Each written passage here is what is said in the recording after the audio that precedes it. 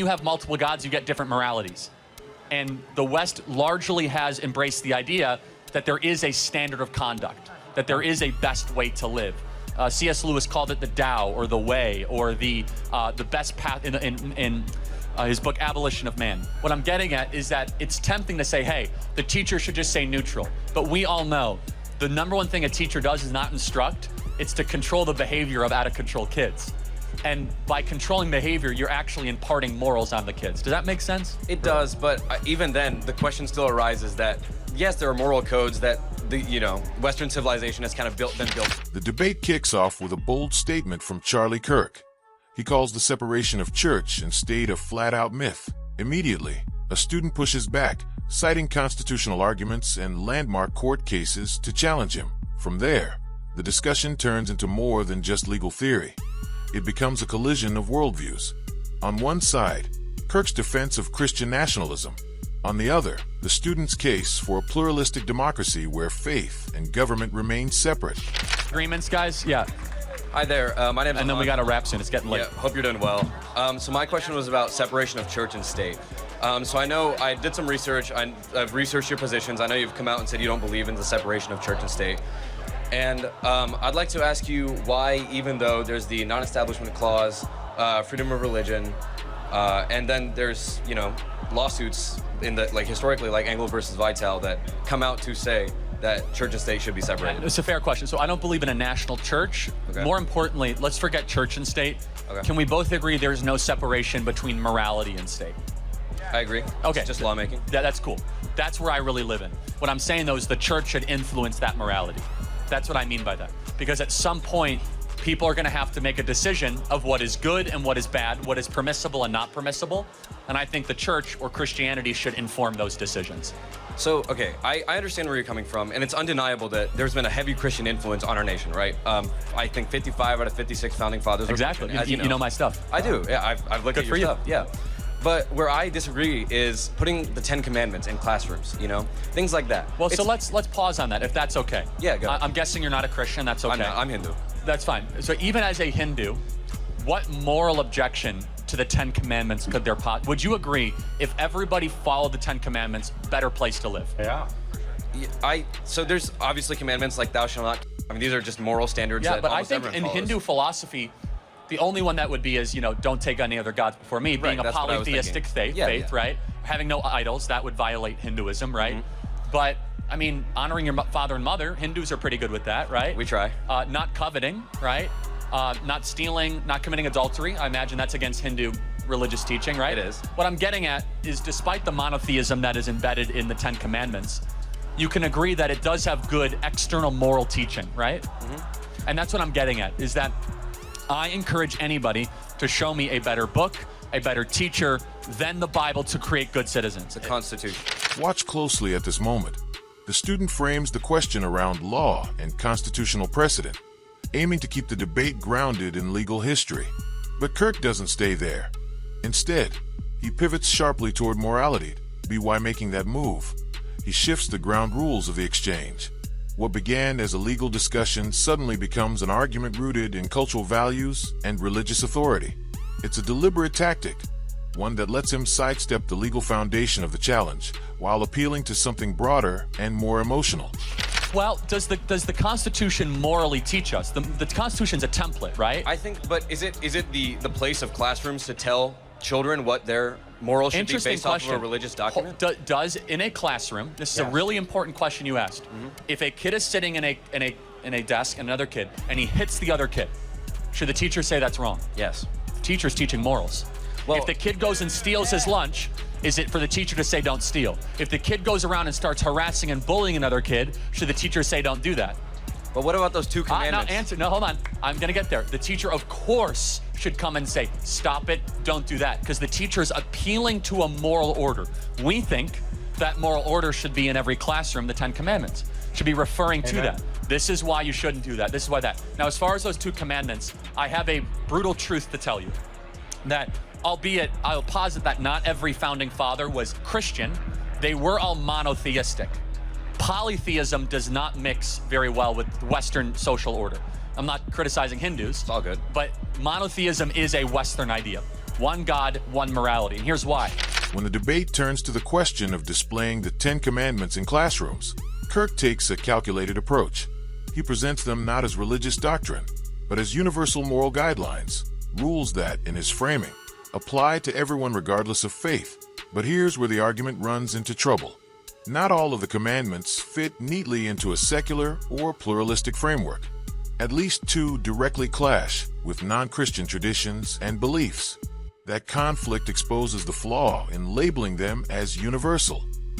What Kirk frames as common ground is, in reality, deeply tied to a specific faith tradition. You have multiple gods, you get different moralities. And the West largely has embraced the idea that there is a standard of conduct, that there is a best way to live.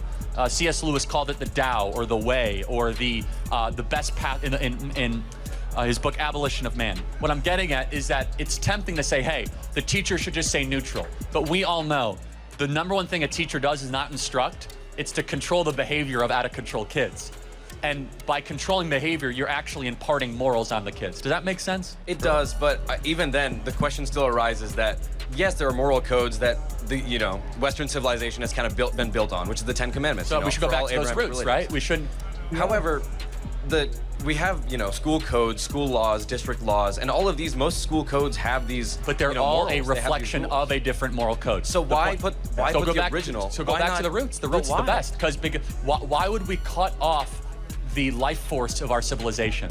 If we know that something has given us life and given us prosperity and has grown into the greatest civilization ever, isn't going back to the roots really finding our way home? Well, to an extent, You're right. Absolutely, I understand your point, and I can totally understand. But when you have these 10 Commandments and you have a child such as me, a Hindu person. If I was a child and I see the 10 Commandments on a wall, to me it's an endorsement, not so much as, hey, here are some rules that you should follow. Because even with those two, I'm still feeling cognitive dissonance that I'm being told this, but I also believe this. Let's take a step back and break down what we just heard in those clips. Charlie Kirk's argument rests on two central claims. First, that morality and government are inseparable. Second, that Christianity provides the strongest moral foundation for society. From his perspective, if Christian values don't guide public life, then another worldview, likely secularism, will move in and erode the moral fabric of the nation. To support this, he points to cultural shifts, higher rates of pornography use, delayed marriage, and what he frames as a rise in immorality in a secularizing America. But here's where the cracks start to show. The student's question wasn't about whether morality matters. It was about whether explicitly religious doctrine should be written into government and classrooms. Kirk sidesteps that constitutional challenge by shifting the frame from law to morality. The First Amendment's Establishment Clause exists precisely to prevent the government from favoring one religion over another. And while morality certainly belongs in civic life, it doesn't follow that Christianity must be the exclusive source. Other traditions, whether Hindu, Buddhist, Jewish, Muslim, or secular humanist, also provide ethical systems that do not violate religious freedom. The second weakness comes in his handling of the 10 Commandments. Kirk frames them as neutral, universal rules for good citizenship. That sounds appealing on the surface, but 2 commandments are explicitly religious. Worship no other gods and make no idols. For Christians, that's foundational. But for a Hindu student, for example, it's a direct contradiction of their faith. Kirk's counter is that the rest still works, but the flaw becomes clear when you flip the scenario. Imagine a Christian child in India, told to accept Hindu texts on the classroom wall as universal. Kirk's reasoning there wouldn't hold. And in America, the promise of equal citizenship means no child should feel like an outsider in their own school because of their religion. The third gap in Kirk's case is historical. He emphasizes that the founders were monotheistic and that America was built on Christian heritage. There's truth to the cultural influence of Christianity, but the Constitution itself is faith-neutral. The Declaration of Independence mentions a creator. Yes, but the governing framework avoids religious establishment with deliberate care.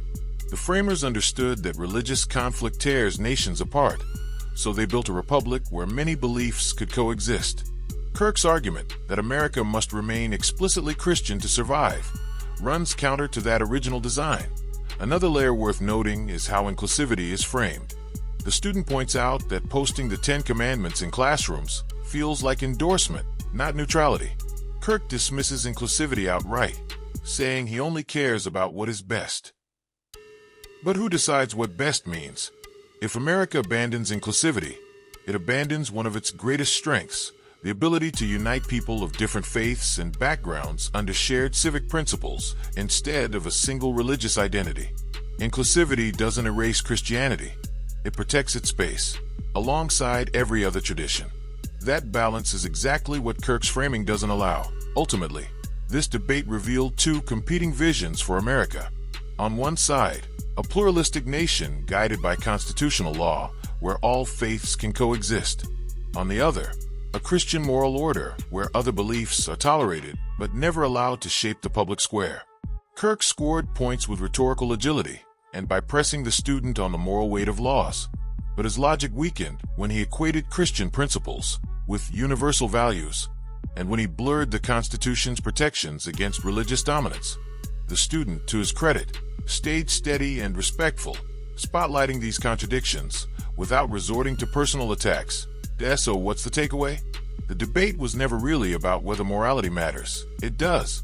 The real question is whether morality must be tied to one faith tradition in order to sustain society. History tells us that's not the case. Democracies thrive not by forcing uniformity, but by balancing freedom with civic responsibility. Christian ethics have undeniably shaped America's culture, and they can continue to play a positive role. But once those principles are imposed by law,